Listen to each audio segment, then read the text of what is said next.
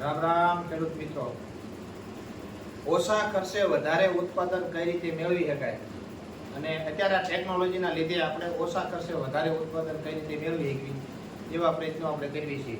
હું સોલંકી સંજય. આજે આપણે કપાસની જાત વિશે પોષણ વ્યવસ્થાની વાત ચર્ચા કરવાના છે. કપાસને કેટલું પોષણ વ્યવસ્થા જોઈએ છે.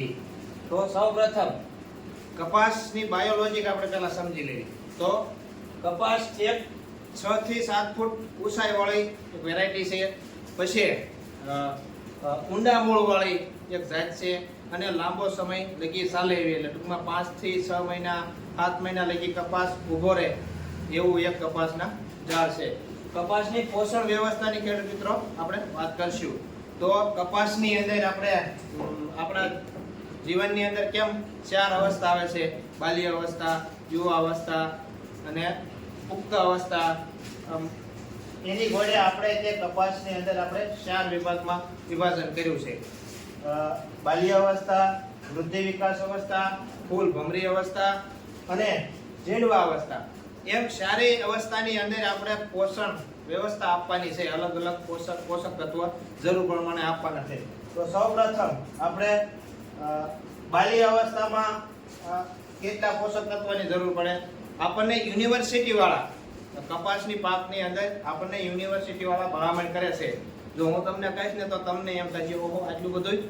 તો સૌપ્રથમ કપાસમાં યુનિવર્સિટી વાળા આપણને પ્રતિ હેક્ટરે, એટલે હવા 6 વીઘા છે આ 16 ગુઠાના લીધે, હવા 6 વીઘાની અંદર 240 કિલો નાઇટ્રોજન અને 50 કિલો ફોસ્ફરસ અને 50 કિલો 125 કિલો પોટાશ એટલું આપણને યુનિવર્સિટી વાળા ભલામણ કરે છે. આપણે હવા 6 વીઘાની અંદર આટલું આપણે ખાતર કપાસના પાકમાં આપવાનું છે. તો સૌપ્રથમ આપણે ફોસ્ફરસ 50 કિલો ફોસ્ફરસ છે એ આપણે બાલ્ય અવસ્થામાં આપવાનું છે. કારણ કે કપાસ નાનો હોય એટલે સૌપ્રથમ એને મૂળનો વિકાસ કરવાનો હોય. કપાસના પાકને છોડને કપાસના છોડને મૂળનો વિકાસ કરવા માટે આપણે ફોસ્ફરસની જરૂર પડે છે. તો આપણે પાયાની અંદર ફોસ્ફરસ એને આપવાનો છે. એટલે આપણે કપાસના છોડને મૂળનો આપણે વિકાસ કરી શકીએ. પછી વૃદ્ધિ વિકાસ માટે અવસ્થામાં બાલ્ય અવસ્થા પછી વૃદ્ધિ વિકાસ અવસ્થા આવશે ત્યારે પણ આપણે ફોસ્ફરસની જરૂર પડશે. કારણ કે પછી મૂળ ઊંડા જશે એટલે એને આયા ગણે ઉપર વૃદ્ધિ કરવાની જરૂર પડશે. એટલે ત્યારે આપણે ફોસ્ફરસ એને પાયાની અંદર આપણે આપવાનું છે. ઘણા મિત્રો જ્યારે પાળા સડાવતા હોય, કપાસ પાળા સડાવતી વખતે ફોસ્ફરસ આપતા હોય પણ ત્યારે કઈ કામમાં આવતું નથી.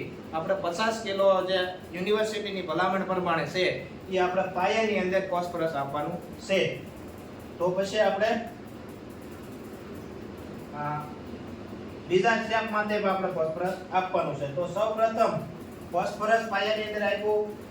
આપણે પછી પોટાશ, ઘણા મિત્રો પોટાશ કપાસના પાકમાં આપતા છે પણ ઘણા ખેડૂત પણ નથી આપતા હોતા. પણ પોટાશ છે એ આપણે કપાસમાં ઝીંડવું મોટું કરે છે અને છોડની ટૂંકમાં વૃદ્ધિ, રોગ પ્રતિકારક શક્તિ સામે સક્ષમ રાખે છે. જે ઝીંડવું છે એ મોટું અને ફાટવામાં પોટાશનો મોટો ભૂમિ ભજવે છે. એટલે અમુક ખેડૂત મિત્રોને કપાસ ઝીંડવું બરાબર ફાટતું નથી, ગોગડું થઈ જાય છે. એ પોટાશની ખામીના લીધે ઝીંડવું બરાબર ફાટી નથી શકતું. એટલે આપણે પાયાની અંદર પણ પોટાશ આપવાનું છે. અને આપણે સલ્ફર, ફાડા સલ્ફર અથવા જે પાવડર ફોર્મમાં સલ્ફર આવે છે એ ફાડા સલ્ફર પણ આપણે કપાસની અંદર પાયાની અંદર આપવાનું છે. સલ્ફર શું કામ કરે છે? જે આપણે પાક છે એની અંદર આપણે હવામાનમાં ફેરબદલો થાય, ઋતુમાં ફેરબદલો થાય, અમુક સમયે વધારે પડતા તાપમાન થાય, અમુક સમયે વધારે પડતી ઠંડી થાય છે. તો એને જે અલગ અલગ વાતાવરણમાં જે કપાસના પાકને જે બેલેન્સિંગ રાખે, ટૂંકમાં હરખું એને કાંઈ તકલીફ ન થવા દે એ હરખું બેલેન્સિંગ રાખવા માટે આપણે સલ્ફરની જરૂર પડે છે. તો આપણે પાયાની અંદર આપણે સલ્ફર આપવાનું છે. તો રાસાયણિક ખાતર આપણે આપ્યું અથવા રાસાયણિક ખાતર આપ્યા પછી આપણે રાસાયણિક ખાતરનો પૂરેપૂરો આપણા છોડમાં ઉપયોગ થાય તો એના માટે આપણને યુનિવર્સિટી વાળા ભલામણ કરે છે કે નકરું રાસાયણિક ખાતર આપણે આપી તો બરોબર એને આપણા છોડને પાદરું રિઝલ્ટ નથી મળતું, તો આપણે એને 70% રાસાયણિક ખાતર આપણે એને આપણા પાકને મળે તો આપણે એની સામે આપણે દેશી ખાતર આપવું પડે છે, તો એ પૂરેપૂરું રાસાયણિક ખાતરનો ઉપયોગ કરી શકે છે. તો આપણે શું કરવાનું છે? દેશી ખાતર 30% જેટલું આપણે આપવાનું છે.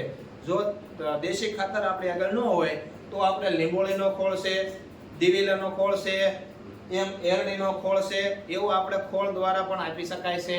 પછી આપણે અળસિયાનું ખાતર મળે તો અળસિયાનું ખાતર પણ આપી શકાય છે. પછી ઝીંક છે એ પણ આપી શકાય છે. તો આપણે સારું એવું રાસાયણિક ખાતરનો ઉપયોગ પાદરો આપણા છોડ ઉપયોગ કરી શકે એની માટે આપણે આ બધા ખાતરો આપવા પડે 30% એવું આપણને યુનિવર્સિટી વાળા ભલામણ કરે છે. તો સૌપ્રથમ આપણી જમીનની અંદર બેક્ટેરિયા હશે તો આપણે પૂરેપૂરું છોડ એ બેક્ટેરિયા દ્વારા આપણને પોષણ છોડને મળી રહેશે. તો બેક્ટેરિયા આપણા જમીનની અંદર જેટલા વધારે હશે એટલું આપણને બેનિફિટ મળશે. હવે બધા ખેડૂત અમુક ખેડૂત એવું હતા કહેતા છે કે ભાઈ નાઇટ્રોજન, ફોસ્ફરસ ને પોટાશ અમે આટલું બધું આપીએ છીએ તોય અમારે ઉત્પાદન સારું મળતું નથી.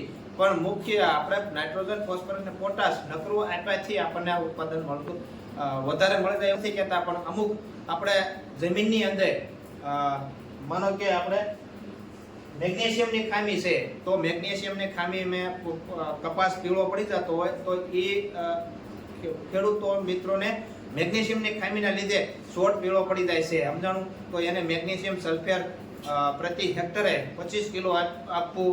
પછી ઝીંકની ખામી હોય તો એ આપવું. ટૂંકમાં 2-3 વર્ષે આપણે ખેડૂત મિત્રોને લેબોરેટરી કરાવી લેવી એટલે આપણા ખેતરમાં કયા પોષક તત્વો ઘટે છે એની આપણને ખબર પડી જાય. તો એ પ્રમાણે આપણે ખાતરની વ્યવસ્થાપન આપણે કરી શકીએ. જે આપણા જમીનની અંદર પડ્યું છે એ આપણે પડ્યું છે એ આપણને ખબર નથી, પણ આપણે લેબોરેટરી કરવી તો આપણને ખબર પડશે. તો ખેડૂત મિત્રો 2-3 વર્ષે આપણે લેબોરેટરી કરી લેવી પડે તો એના લીધે આપણને પણ જે વધારાનું ખાતર નાખવું પડે છે એથી નાખવું પડે. તો સૌપ્રથમ હવે આપણે વીઘે કપાસની અંદર પાયાની અંદર વીઘે ખાતર કેટલું નાખવાનું છે એ વાતચીત આપણે કરશું. જો તમે વીઘો 20-13 આપતા હો તો તમારે 40 કિલો થી આપવું છે. 20-00 આપતા હો તો તમારે વીઘે 40 કિલો આપવાનું છે. અને જો તમે ડીએપી આપવાનું હોય ને તો વીઘે આપણે 18 કિલો ડીએપી આપવાનું છે. અને એમઓપી એટલે પોટાશ, મિનિમમ પોટાશ એ પણ આપણે 18 કિલો આપવાનું છે. તો સલ્ફર 20-13 આપવાના હો તો એમાં સલ્ફરનો ભાગ છે. જેમાં સલ્ફરનો ભાગ છે એ ખાતર તમે આપવાનો હો તો તમારે સલ્ફર આપવાની જરૂર નથી. તો સૌપ્રથમ તમે સાણિયું ખાતર આપતા હો દેશી તો એની અંદર પણ સલ્ફરનો વધારે સ્ત્રોત છે, તો પણ એ તમે દેશી ખાતર આપતા હોય તો સલ્ફરની જરૂર પડતી નથી. તો પાયાની ખાતર આપણને બધા ખેડૂત મિત્રોને સમજાઈ ગયું છે. પાયાની કપાસના પાકમાં પાયાની કેટલી ખાતરની જરૂર પડે છે તો એ આપણે પાયાની ખાતરની ચર્ચા થઈ છે. પછી નેક્સ્ટ બીજી અવસ્થામાં કયું ખાતર જરૂર પડશે એ આપણે બીજા વિડીયો દ્વારા આપણે માહિતી આપશું. જો અમારો આ વિડીયો તમને ખેડૂત મિત્રોને ઉપયોગી થયો હોય, તમને ગમ્યો હોય તો બીજા ખેડૂત લગી પુગાડજો. કાલ લગી નવા વિડીયોમાં મળશું. જય જવાન અને જય કિસાન.